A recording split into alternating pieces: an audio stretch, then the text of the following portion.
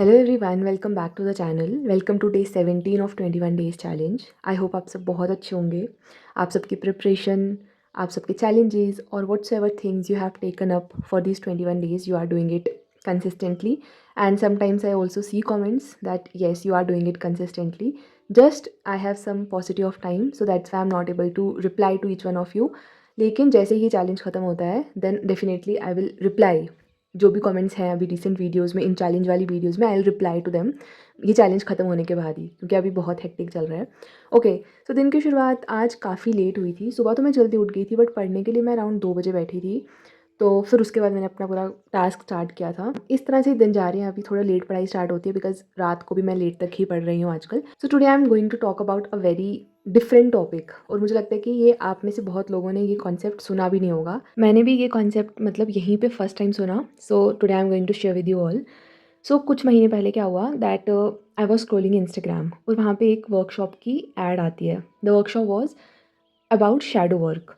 तो मुझे नहीं पता था ये शैडो वर्क क्या होता है क्या नहीं, बट वहाँ पे ये लिखा था that it is for healing and self reflection, self awareness. So I just joined it. वो बस 99 रुपीज़ की थी, 3 to 4 डेज़ की वर्कशॉप थी।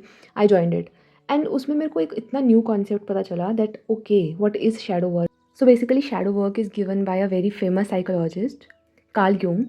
एंड उन्होंने कहा कि हमारे ब्रेन के ना 3 पार्ट्स होते हैं। One is conscious mind, another is subconscious mind, and the third is unconscious mind.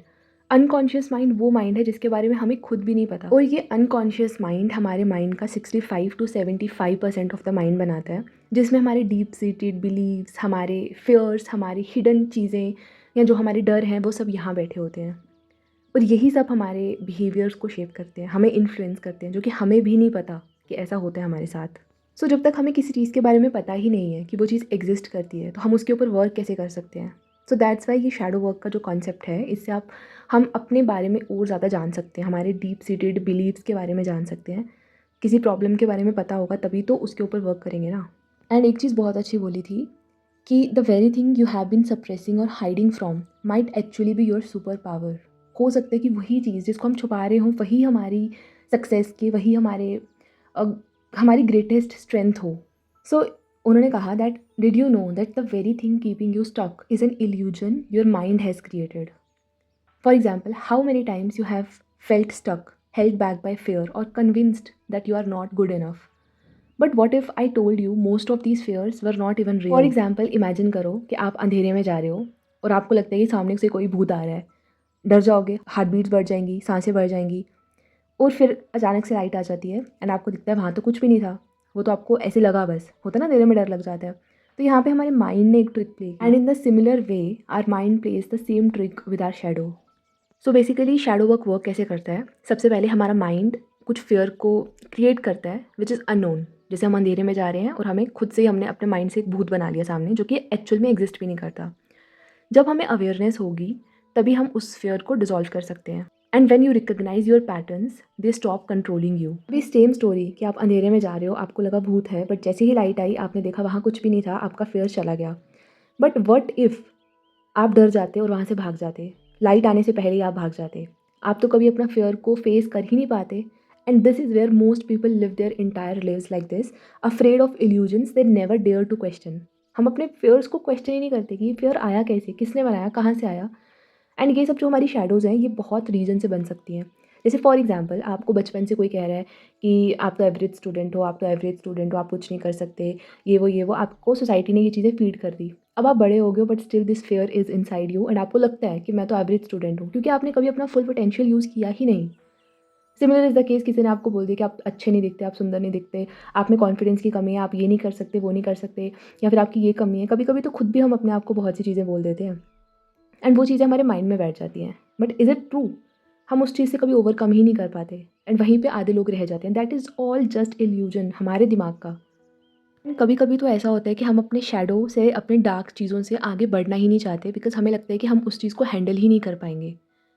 हमें ऐसा लगता है कि फॉर एग्जाम्पल, अगर आपको बहुत पावरफुल होने का मौका मिले तो आप इस चीज़ से डर सकते हो ना, what if I can not handle the success, what if people expect more from me. तो हम उस चीज़ से डरने लग जाते हैं और हम वो चीज़ करते ही नहीं हैं। कभी कभी हम ज़्यादा मेहनत करने से इसलिए डरते हैं, हमें लगता है कि क्या पता हम फेल हो जाएं, और क्या पता मैं ज़्यादा डिसअपॉइंट कर दूं अदर्स को। एक कंफर्ट जोन ट्रैप है Most people live in a small invisible cage their whole lives. And we call this a comfort zone. But this is not a comfort zone, this is comfort zone trap. And how comfortable is this cage really? नहीं है, उसका हमें cost पड़ता है। हम अपने comfort zone में रहकर पढ़ते हैं, चीज़ें करते हैं, पूरी ज़िंदगी निकालते हैं, एग्ज़ाम्स के लिए पढ़ते हैं, बाद में एग्ज़ाम नहीं होता 1 साल 2 साल, क्योंकि हम कंफर्ट जोन से बाहर निकले ही नहीं। तो उसका एक कॉस्ट है ना। Every time you delay change your dreams get pushed further away. आप पढ़ नहीं रहे हो, पढ़ने का मन नहीं कर रहा है, आप लेज़ीनेस कर रहे हो, उस टाइम पे तो आप कंफर्ट जोन में हो, लेकिन आप अपने फ्यूचर को, आप जो चीज़ जल्दी अचीव कर सकते थे उसको तो डिले कर रहे हो ना।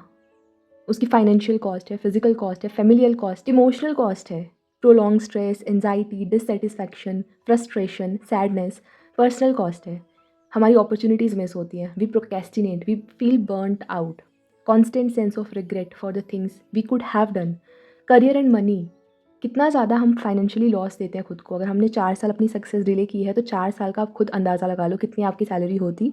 मतलब मैं खुद को भी ये कह रही हूँ चीज़ें, not just to you, but I am talking as a whole, हम सब के लिए। जो हमारा कंफर्ट जोन होता है ना, वो बना होता है सेल्फ डाउट से, avoidance of the unknown, fear होता है अनसर्टिनिटी का, फियर होता है एक्सपोजर का, जजमेंट का, अटैचमेंट टू फेमिलियरिटी। जो हम कंफर्ट जोन में रह रहे हैं उससे हम एक फेमिलियर हैं तो हम उससे अटैच हो जाते हैं। देन एक्सक्यूजेज हमारे पास रेडी होते हैं, फियर ऑफ चेंज होता है। And the harsh truth is that our comfort zone is the most expensive place we will ever live in. इसीलिए अपने कंफर्ट जोन से बाहर निकलना है। जिन चीज़ों से डर लगता है, जो फियर्स हैं, उनको फेस करना है। अगर आपका कोई पैटर्न है, आप कोई चीज़ नहीं कर पाते, you have to see that उसका क्या कॉज है, वो चीज़ क्यों नहीं हो पाती है। Only then we will be able to just grow so much, to just use our full potential. So shadow work का कॉन्सेप्ट तो बहुत ज़्यादा वास्ट है। ये तो मैंने आपको 0.0001% भी नहीं बताया होगा। जितना मुझे ध्यान में था, जितने मैंने कुछ नोट्स बनाए थे उस वर्कशॉप के दौरान, वो मैंने आपको बताए, सो दैट आपको ये आइडिया पता चले कि अच्छा ऐसी चीज़ें भी एग्जिस्ट करती हैं। बिकॉज जब हमें कोई चीज़ का पता होगा तभी तो हम उन चीज़ों के बारे में सीख सकेंगे ना, तभी तो अपने बारे में सीख सकेंगे। एंड ये comfort zone trap, fearing the fear, अपने पोटेंशियल से काम ना करना, ये सब हम सब रिलेट कर पाते हैं। सो इसीलिए मैंने ये टॉपिक्स उठाए। आई होप आपको कुछ आइडिया लगा होगा, because it's a difficult topic. मुझे एक्सप्लेन करना नहीं आ रहा था अच्छे से, बट जितना मैं कर पाई मैंने किया। So that's it for the video. मिलेंगे कल। Till then take care and just give your best and try to come out of your comfort zone.